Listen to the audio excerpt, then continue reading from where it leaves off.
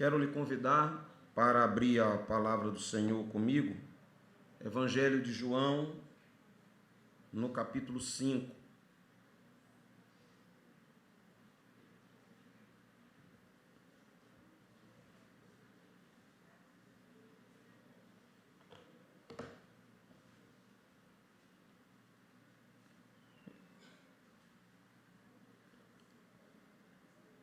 Esse também é um texto bem conhecido de todos os irmãos, os que habitualmente leem a Bíblia. Glória a Deus. Como é bom estar na presença do Senhor.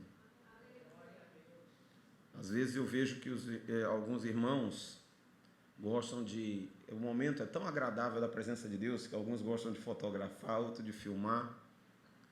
Mas eu quero dizer a você que quando fizer isso, tenha só o cuidado de não acontecer como Marta e Maria. Enquanto uma estava desfrutando da presença do Senhor, a outra estava atarefada com tantas coisas. E às vezes você quer guardar a lembrança e perde o momento. É melhor aproveitar o momento, absorver o momento e guardar no coração essa lembrança do que Deus, da presença do Senhor. Se você conseguir fazer os dois, é bom, mas às vezes a gente não consegue. Então não perca a presença do Senhor. Não perca o toque de Deus na sua vida. Porque quando nós ficamos ligados na presença do Senhor, a gente sente a presença do Senhor. Deus quebranta o nosso coração. Deus vai tocando. E quem sabe, no meio desse momento de louvor, no momento da adoração, Deus visita você. Deus visita você. Como a irmã deu testemunho hoje pela manhã de um processo judicial que estava há 4 anos rodando com uma ameaça de ela ter que pagar um custo elevado, e em dado momento, numa oração aqui, acho que num dos cultos de terça-feira, quinta-feira, ela veio à frente e ali na oração, no meio da oração, Deus fez a obra. Aí ela foi chamada para resolver a questão e Deus abençoou de uma forma que ela deu testemunho hoje. Além da causa ser revertida a favor dela, ela ainda acabou sendo indenizada pelo ocorrido. Ela esperando já, estava se programando para pagar, e Deus abençoou de uma maneira que ela acabou sendo abençoada, né? E Deus deu vitória. E às vezes é num momentozinho, na hora do louvor, que Deus vai agindo. Você lembra de Josafá? Ameaçado por inimigos mais fortes do que ele. E ele orou ao Senhor. E Deus prometeu vitória. E ele botou à frente do exército um grupo de pessoas para louvar.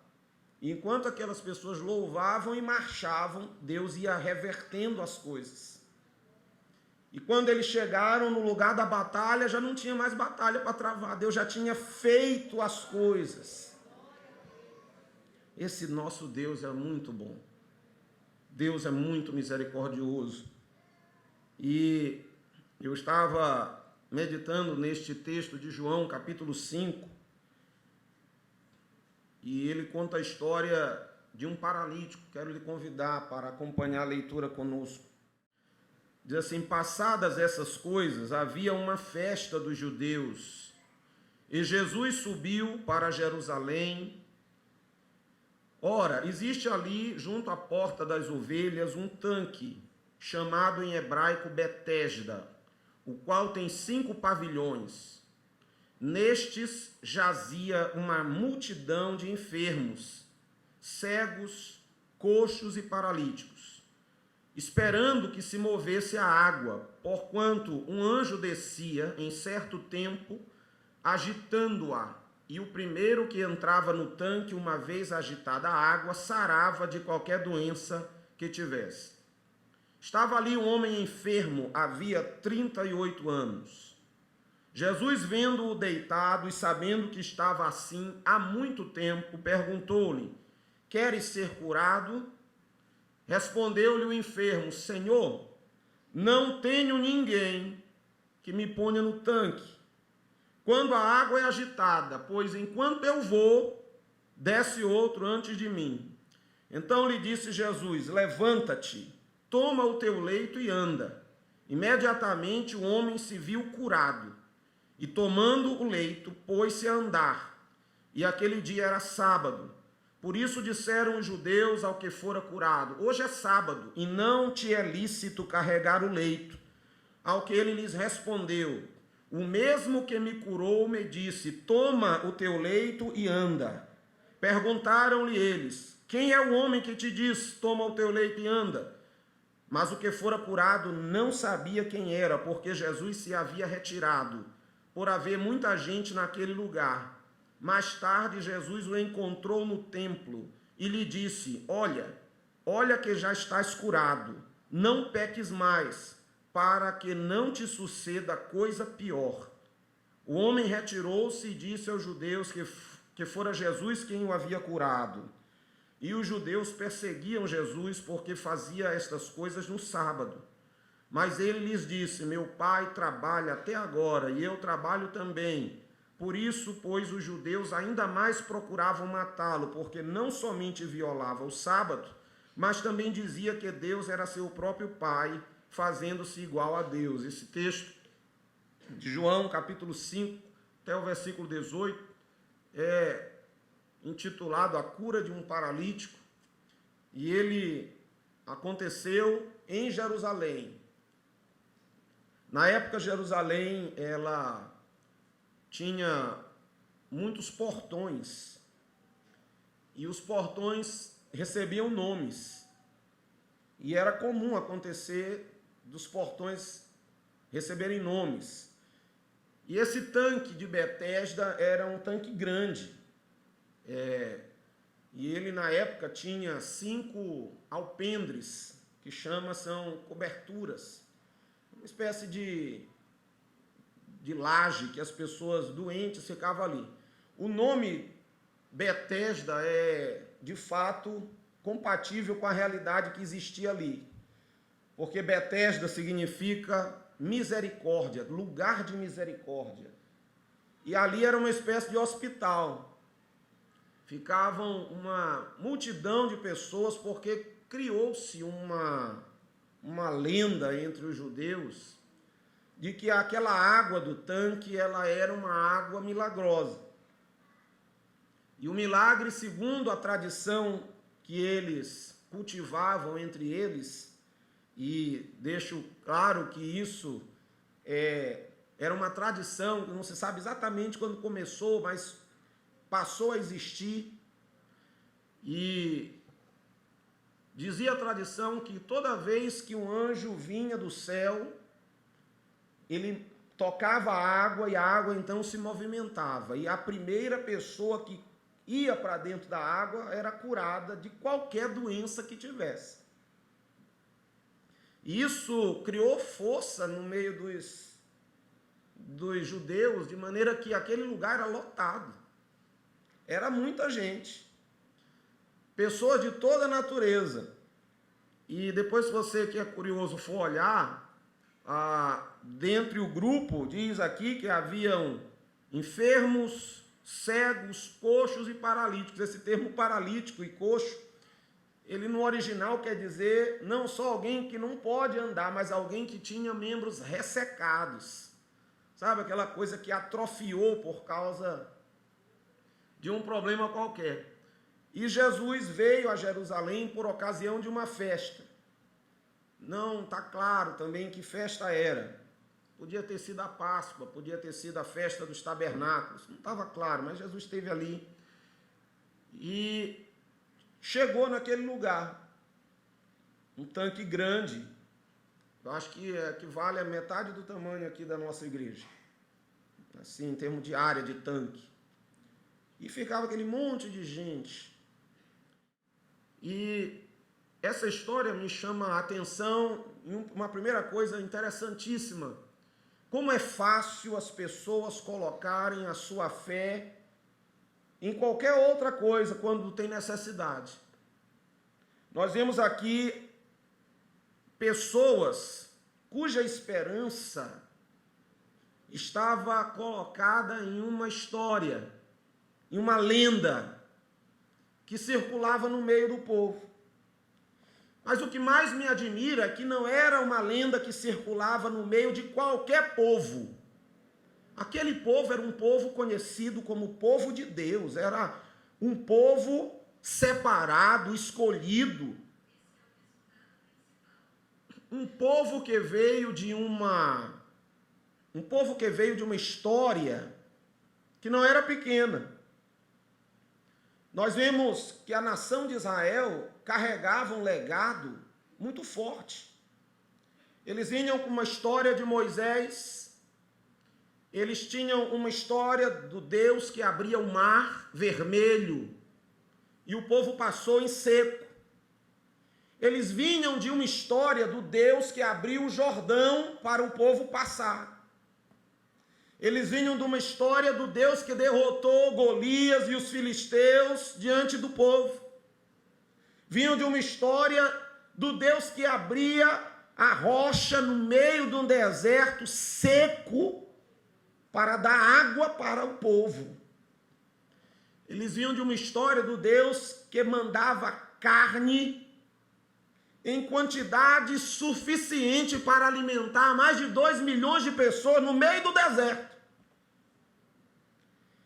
Esse povo de Israel vinha de uma história de milagres impressionantes. Como, por exemplo, no deserto, quando eles estavam andando, nos 40 anos que rodaram no deserto, quantos acidentes com serpentes, com cobras aconteceram, mas para aquele povo era diferente, porque as nações ao redor, quando mordidas, as pessoas adoeciam e morriam, mas Israel era diferente. Quando eram mordidas pelas serpentes, bastava eles olharem para uma serpente que foi colocada numa haste no meio do acampamento e eles ficavam curados. A doença não se permanecia. Eles encontravam água ruim, amarga, alguém orava e a água ficava boa. Esse povo viu Deus fazer coisas extraordinárias. Esse povo viu muitas vezes ser dominado, oprimido, viver debaixo de muito sofrimento por causa dos seus pecados, mas toda vez que eles clamavam, Deus os socorria e mandava os Sansões da vida, os Gideões da vida, mandava Davi, mandava os exércitos que muitas vezes livraram Israel dos seus opressores. Era essa história que Israel carregava. História de um Deus que fazia maravilhas por eles. Mas mesmo assim, você olha em Betesda, pessoas que, embora carregassem o nome do Senhor, estavam longe dele e depositavam a sua esperança em uma água, em uma lenda, em uma história qualquer de anjos, de figuras místicas que vinham para socorrer e para livrar, e ninguém conseguiu confirmar em nenhum momento que aquilo de fato acontecia e o povo acreditava em qualquer coisa. Eu vejo hoje, nós colocamos a nossa esperança muitas vezes em tantas coisas, menos no lugar certo. Você coloca a sua esperança no tempo e diz assim, não, o tempo vai passar, vai se resolver tudo. O tempo resolve tudo. E quantas pessoas esperam no tempo? Outros esperam em ações assim, sobrenaturais. Qualquer um, você está passando uma aflição, uma dificuldade, já correu para um lado, correu para o outro, está aperreado e alguém te diz, olha, a solução é assim. Aí você vai atrás. Quanta gente gasta muito dinheiro, viaja em busca de uma esperança, em busca de uma solução. Consulta amigos, gente que às vezes é cheia de orgulho, mas o problema é tão grave que ele abre mão do seu orgulho e vai pedir socorro para um, para outro, buscando nos homens uma solução. Era assim que eu vejo, ou é assim que eu vejo as pessoas que estavam ali em Betesda. Tinham um Deus eterno que fez tantas coisas. Eles tinham uma história de tantos testemunhos, de tantos milagres, e ficava aquela multidão parada esperando algo que era uma lenda, uma ficção. E eu fico pensando em que as pessoas têm colocado a sua fé. O que é que tem motivado as pessoas a serem religiosas, a carregarem o nome de cristãos? O que é que tem nos motivado a estar muitas vezes na igreja? Se a resposta forem as amizades, forem a busca de uma bênção, de um milagre, talvez este não seja o motivo maior que lhe possa fazer estar aqui para buscar ao Senhor. Antes de tudo, você deveria estar aqui por causa do Senhor, por amor a Ele, por fé nele, por crer nele, por desejar a presença dEle. Porque quantos estavam ali em busca de uma bênção, de um milagre, de uma solução para um problema, e a fé estava colocada no lugar errado. No lugar errado. Nós vemos na Bíblia outras pessoas que por tanto tempo colocaram a fé no lugar errado. 1 ou 2 domingos atrás eu falei aqui da mulher hemorrágica. 12 anos, aquela mulher tinha uma doença, procurou socorro nos médicos, procurou as alternativas e não achava cura, não achava solução. A exemplo dessas pessoas, estavam ali todas buscando oportunidades, buscando na sorte.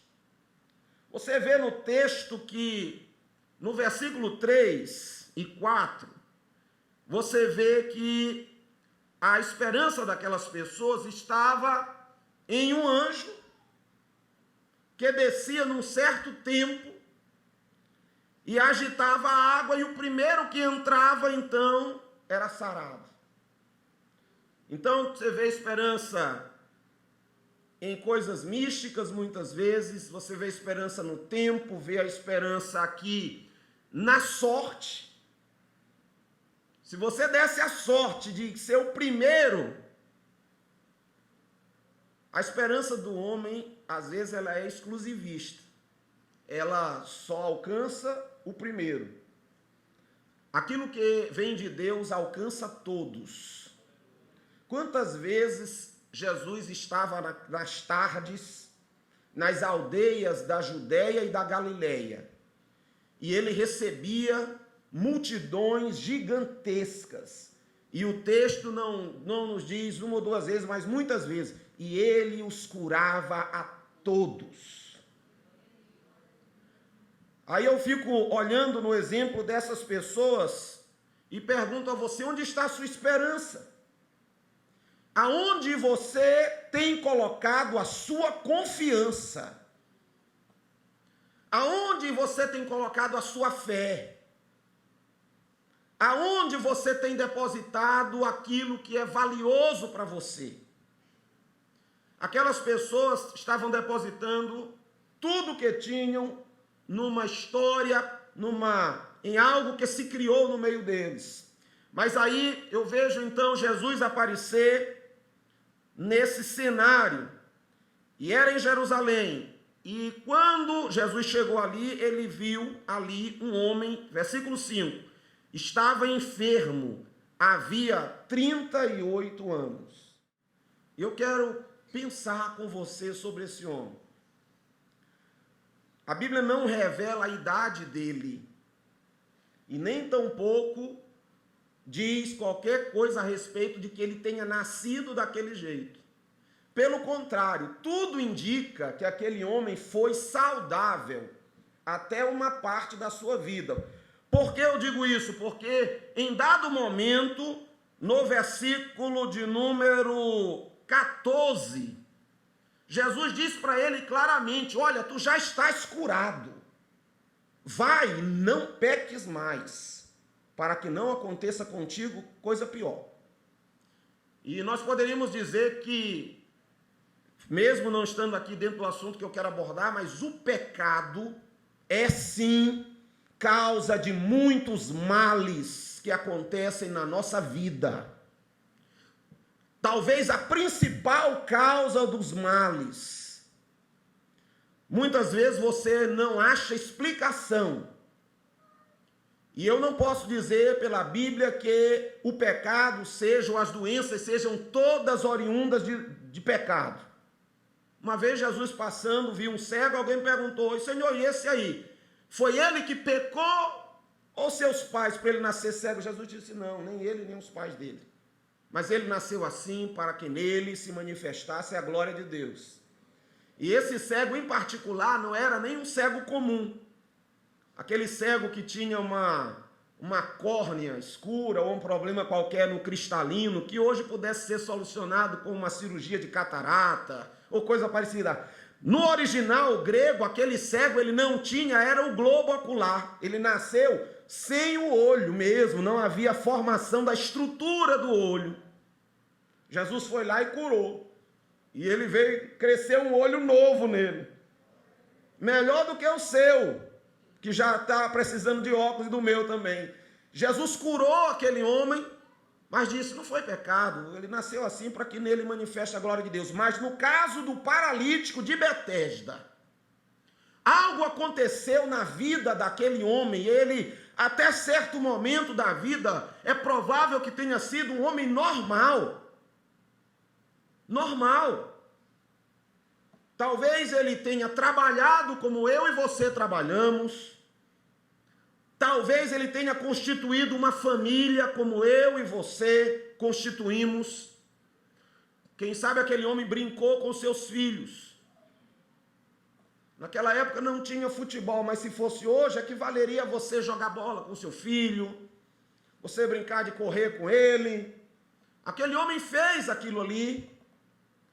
E se ele não constituiu família, mas com certeza ele brincou com outros garotos na rua, e ele tinha uma vida normal. Mas aconteceu algo na vida daquele homem. Alguma coisa ele fez, algum pecado ele cometeu, algo que acabou permitindo que resultasse para a vida dele um grave problema. E eu posso afirmar aos irmãos, sem dúvida nenhuma, que uma das maiores causas de problemas e de dificuldades e de infelicidades na nossa vida decorre de consequência dos nossos próprios pecados.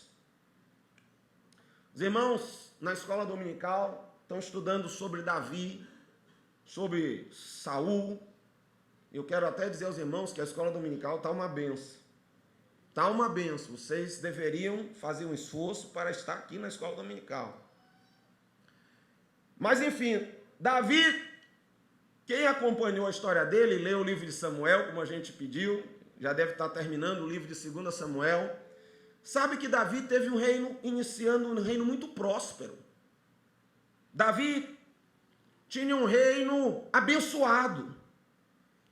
Tudo no reino de Davi indicava uma jornada tranquila, sem nenhum problema.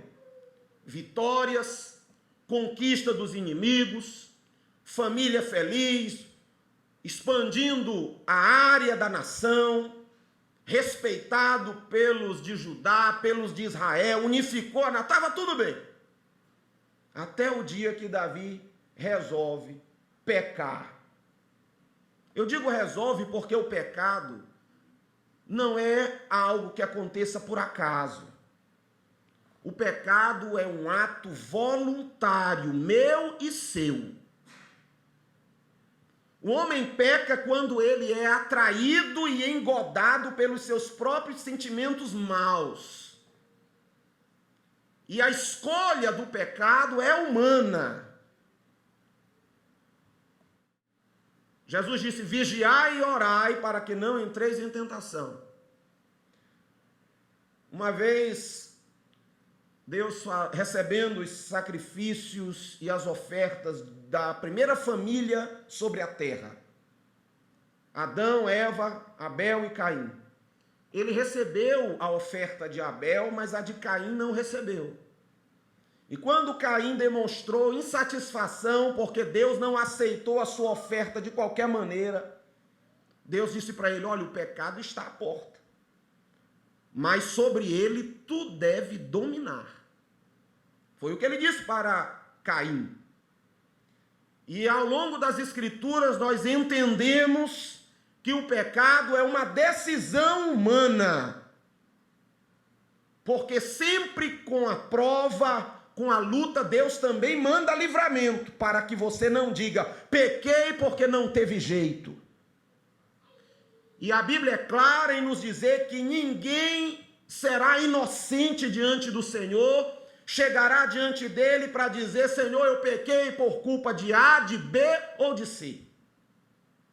Embora seja uma tendência do homem sempre culpar os outros e nunca culpar a si mesmo. Você quer ver como é assim? Observe que Jesus chega para aquele homem, 38 anos doente, vendo deitado e vendo que ele já estava assim há muito tempo, perguntou, queres ser curado? Olha a resposta dele, Senhor, eu não tenho ninguém. A culpa não é minha. A culpa é de alguém que deveria estar aqui para me botar na água. A culpa é de alguém que deveria ter tido misericórdia de mim para me socorrer. A culpa é de alguém que não me amparou. Os filhos que eu criei me largaram. A mulher que eu tinha me largou. Senhor, nem meus pais estão aqui para me socorrer. Meus irmãos estão cuidando da sua vida. Eu estou aqui sozinho, desamparado. Não é culpa minha. Sempre a gente tem que apontar para os outros. Sempre a gente quer apontar para os outros. E o homem, ao contrário do que a gente pensa, ele quer esconder as coisas que faz. O pecado, ele é maligno na vida humana porque ele leva o homem a se afastar de Deus, porque o homem não quer encarar a Deus. Eu vejo isso na Bíblia inteira, irmãos. Você volta ainda na primeira família, todo dia Deus visitava Adão e Eva, todo dia de tarde. A glória do Senhor aparecia para aquele homem e para aquela mulher, até o dia que eles pecaram. No dia que eles pecaram, Deus estava lá na hora marcada, procurou Adão e Eva e não achou. E perguntou, Adão, onde estás? Sabendo que ele estava lá. Aí Adão disse, Senhor, eu me escondi porque tive medo, porque eu estava nu. E o homem é sempre assim, quer esconder. Voltando para Davi, no dia que pecou, tentou esconder o pecado. Escondeu a gravidez de um adultério, tramou a morte do marido da mulher, e aquele homem que era tão bom, por causa do pecado, fez coisas terríveis e quis esconder. Você olha na Bíblia, exemplo de Acã. Se alguém lembrar quem é Acã, vai ganhar nota 10. Mas Acã foi aquele soldado que guardou uma capa babilônica e um punhado de ouro que ele pegou escondido na conquista de Jericó. Sabe o que ele fez com o pecado dele? Cavou um buraco debaixo da tenda dele e escondeu. Escondeu. Você vê pessoas como Acã, como Davi, que ao contrário do que se pensa, procuram esconder. O homem procura esconder e sempre culpar os demais. Mas eu quero dizer a você, meu irmão, amigo que está aqui, que não adiantou Davi encobrir o seu erro, porque os olhos do Senhor veem todas as coisas.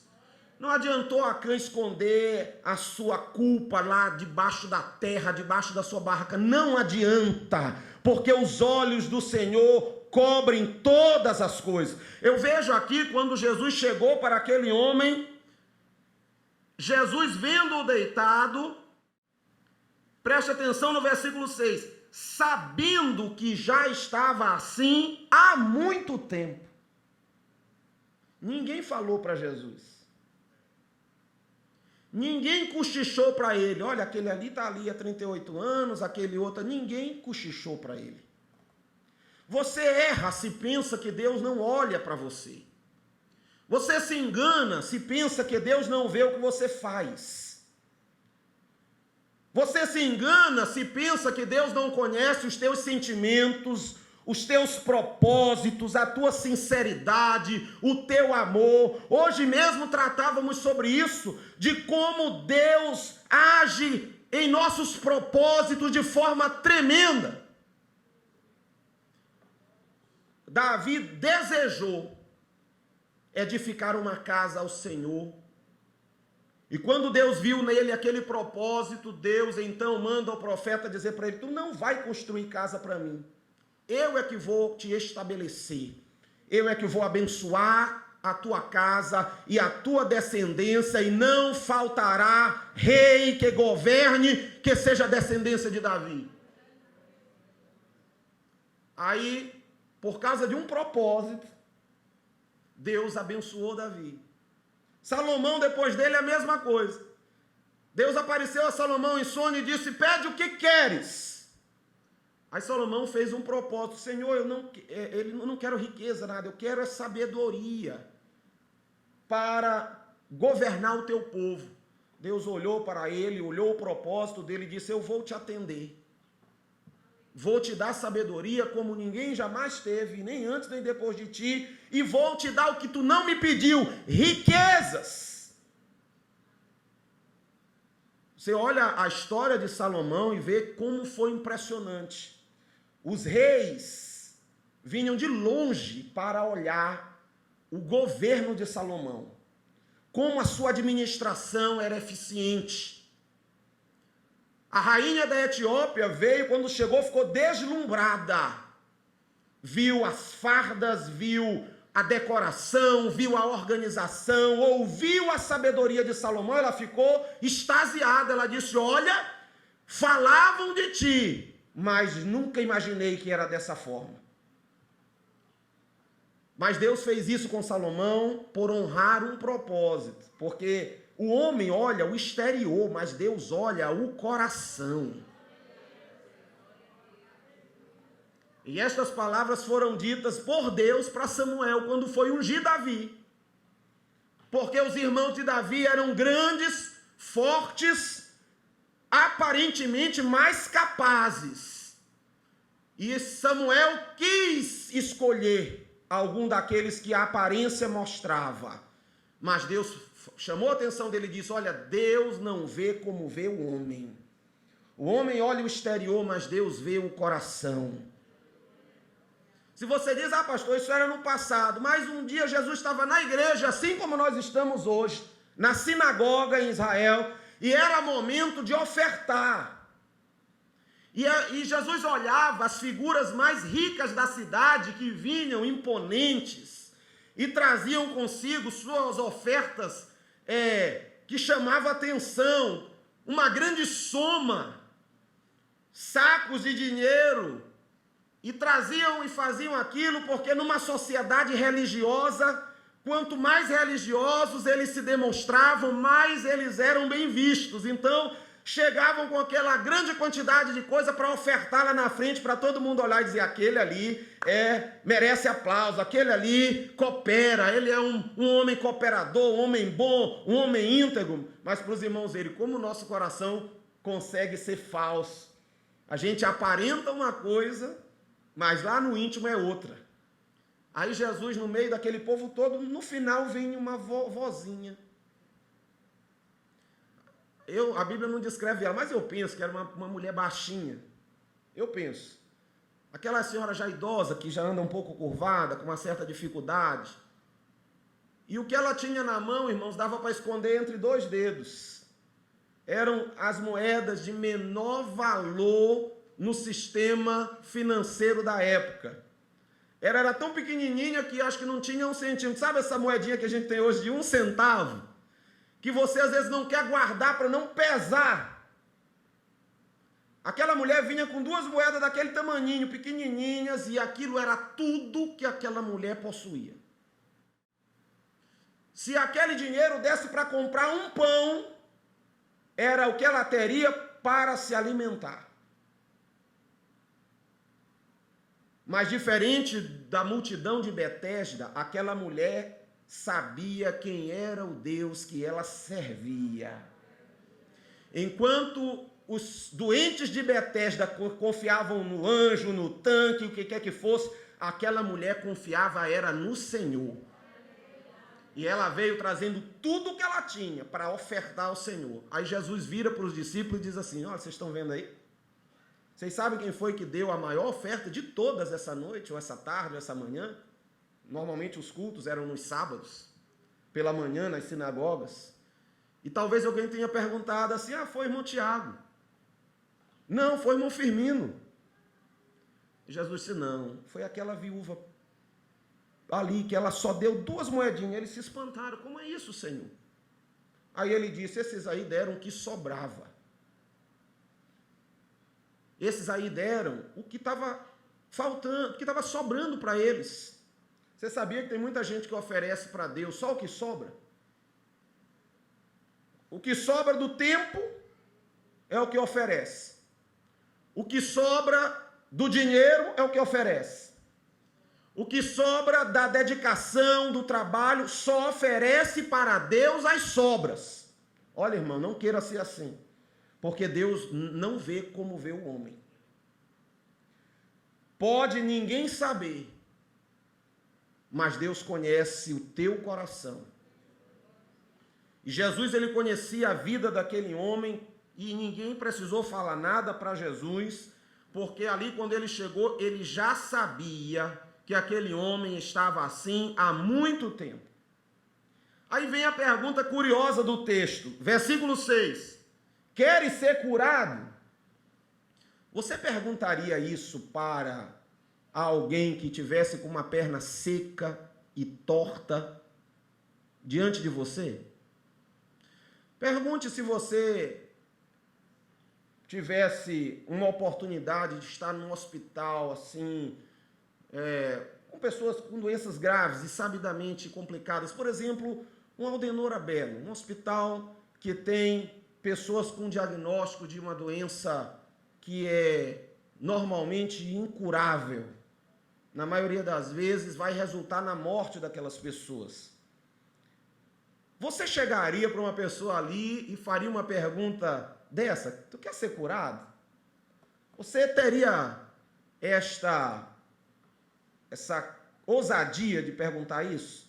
É uma coisa até incoerente, às vezes a gente pergunta. É você chegar e perguntar para alguém, a uma criança chorando, dizer assim: você quer mamadeira agora? Você quer ir mamar e comer alguma coisa? É uma pergunta assim, que aparentemente parece ser sem sentido, porque aquele homem estava ali, junto com a multidão de doentes, depositando a sua esperança em algo que ele não teria. Mas o Senhor, que conhece a nossa necessidade, embora saiba o que há no nosso coração, como Davi disse: Senhor, tu me conheces desde o ventre, enquanto eu estava sendo formado dentro da minha mãe, tu já me conhecia. E se alguém tem dúvida disso, vá ler Mateus, que diz assim, que até os cabelos da nossa cabeça são todos contados. E ele sabe de tudo. E aquele homem chegou ali e recebeu esta pergunta de Jesus: queres ser curado? Que pergunta fora do lugar. Mas Deus, apesar de conhecer aquilo que você vive, aquilo que você é, o que você pensa, o que você sente, Ele quer provocar em você uma motivação de buscar a sua presença, de ouvir e de estar interagindo com Ele. E a pergunta de Jesus foi com o objetivo de despertar naquele homem uma ação em direção ao Senhor. Porque muitas vezes as pessoas estão carregando boa vontade, estão carregando simpatia. Quantos vêm à igreja? Quantos vêm? Às vezes só no dia de domingo à noite, mas pelo menos no domingo à noite vem. Quantos estão ouvindo a palavra e dizem, não, eu ainda não estou pronto, mas eu sou uma pessoa boa, eu não faço coisa errada, não sou viciado em nada, eu cumpro as minhas obrigações, sou um cidadão normal, tive uma boa educação. Quantas pessoas estão cheias de justificativas para não se chegar a Deus, escondendo seus pecados e o pior de tudo, não reconhecendo os seus pecados. E aquele homem, ele, quando foi interpelado por Jesus, respondeu, Senhor, não tenho ninguém que me ponha no tanque, quando a água é agitada, quando eu vou, desce alguém antes de mim. E ele começou a narrar o seu sofrimento. Ele culpou pessoas, ele culpou a sorte. Eu nunca dou sorte. Eu vou entrando e alguém vai na minha frente. Ele culpou os outros mesmo, porque além de não ter um parente para ajudar, ninguém dava oportunidade para ele. Ninguém. Imagine o que é, ano após ano, ele ficar ali esperando. Você sabe de onde veio essa lenda? O tanque de Betesda é alimentado por um canal, um pequeno canal, a partir de uma fonte. Então, os historiadores acreditam que, em vez ou outra, a flutuação do nível de água na fonte fazia com que esse movimento chegasse até o tanque, por aquele túnel, porque ali, quem já leu um pouco sobre Israel sabe que todos aqueles tanques vêm de fontes das montanhas, vêm por túneis subterrâneos. Hoje a gente tratava sobre isso e falamos até como Davi conseguiu conquistar Jerusalém, os seus homens atravessaram, invadiram através de um tanque ali, de um canal que levava água para dentro da cidade, invadiu e conseguiu conquistar. Então tinha muito daquilo.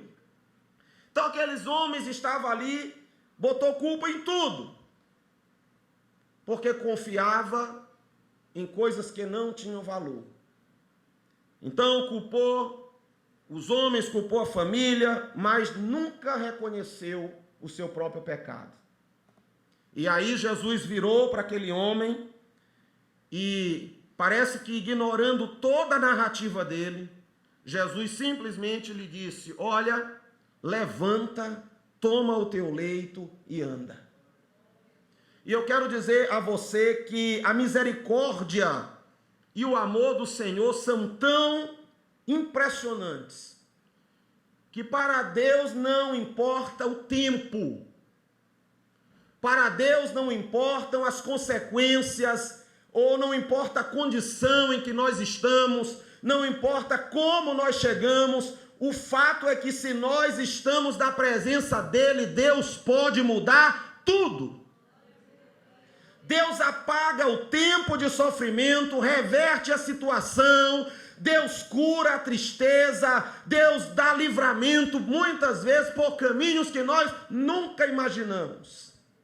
38 anos aquele homem imaginava a solução do tanque, mas em 1 minuto Jesus deu a solução verdadeira para ele. Levanta, toma a tua cama e anda. E eu quero dizer a você que não está enxergando a solução.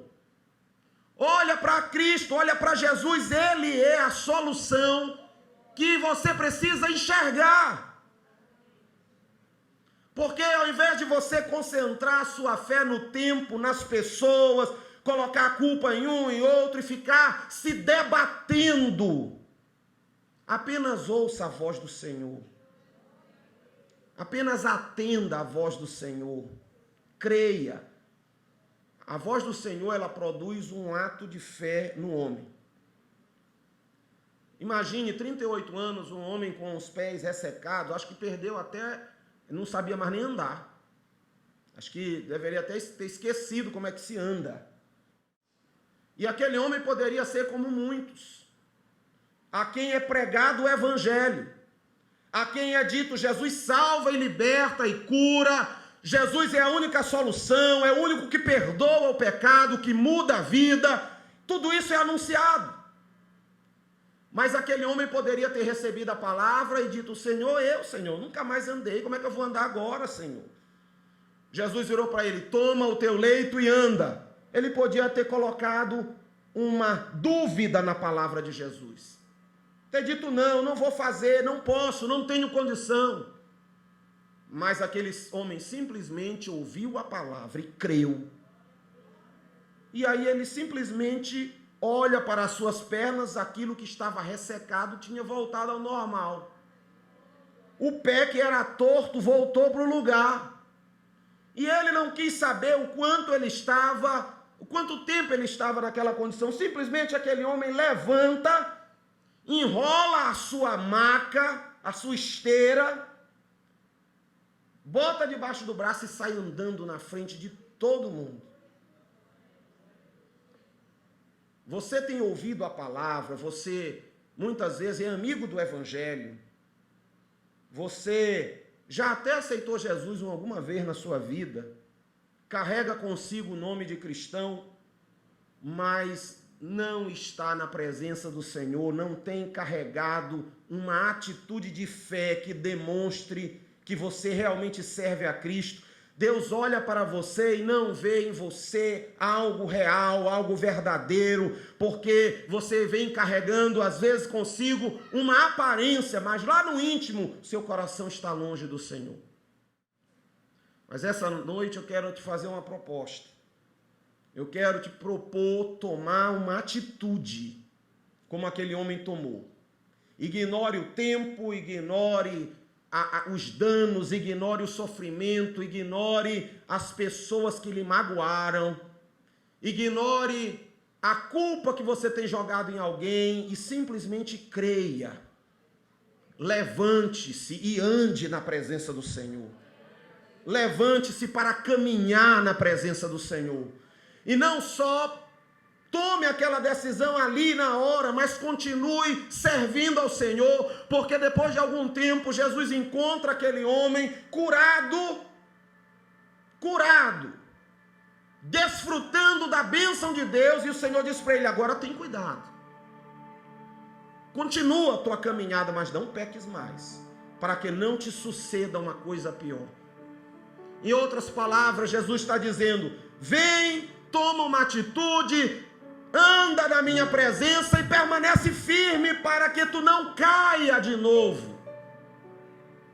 Tem muita gente caída. Tem muita gente que fracassa. Tem muita gente a quem Deus dá a bênção da salvação, da cura, da libertação, da vitória na casa, da vitória no trabalho, na empresa. E você começa a caminhar e vem a primeira dificuldade, a primeira perseguição, vem os fariseus dizendo: tu não pode carregar a maca, vem os fariseus dizendo: tu está errado, e na primeira perseguição você desvia e volta para o tanque, para mais 38 anos de sofrimento. Mas eu quero te dizer que você precisa levantar, crer na palavra do Senhor, andar como Jesus está mandando e permanecer firme.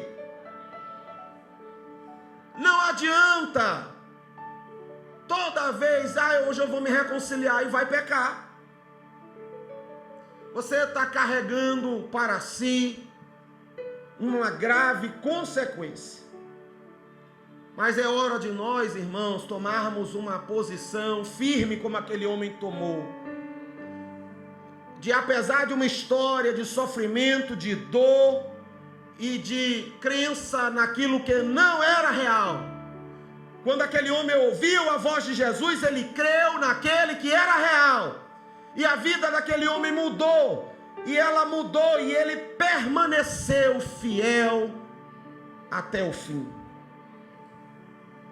Eu não sei se você que está aqui já aceitou Jesus como Salvador. Talvez você tenha até aceitado e se afastou. Talvez você tenha aceitado, mas não vive assim muito bem na presença de Deus. Você ainda não tem muita segurança da sua fé. Talvez você seja um amigo do Evangelho, vem sempre. O irmão Samuel convida e você vai lá: ô Samuel, eu vou lá, vou visitar, eu gosto. Mas nunca toma uma atitude, continua no chão do tanque. Mas aquele homem ouviu a voz do Senhor que diz para ele: levanta e anda. Ele levantou, irmão, pela fé e andou. E seguiu. Todos viram o que Deus fez na vida dele. Muitos ainda tentaram lhe calar, mas ele permaneceu fiel e disse assim: olha, aquele que me mandou foi quem me curou e eu vou obedecer o que ele me disse. Quando você aceita Cristo, vem a Cristo, todo dia o mundo vai lhe questionar. Por quê? É diferente. Deixa de ser bobo. Larga isso. Sai desta vida de crente, de religioso. Isso não vai dar em nada. Todo dia o mundo traz essas propostas. Às vezes não tão claras, às vezes são discretas. Propostas de irregularidades para você fazer. Propostas de coisas que Deus não se agrada. E às vezes você olha e aí fraco vai e volta para o tanque. Mas o Senhor nos chama para levantar e andar, porque o nosso descanso não é aqui. Paulo diz que nenhum soldado que se propõe a guerrear se embaraça com negócios dessa vida.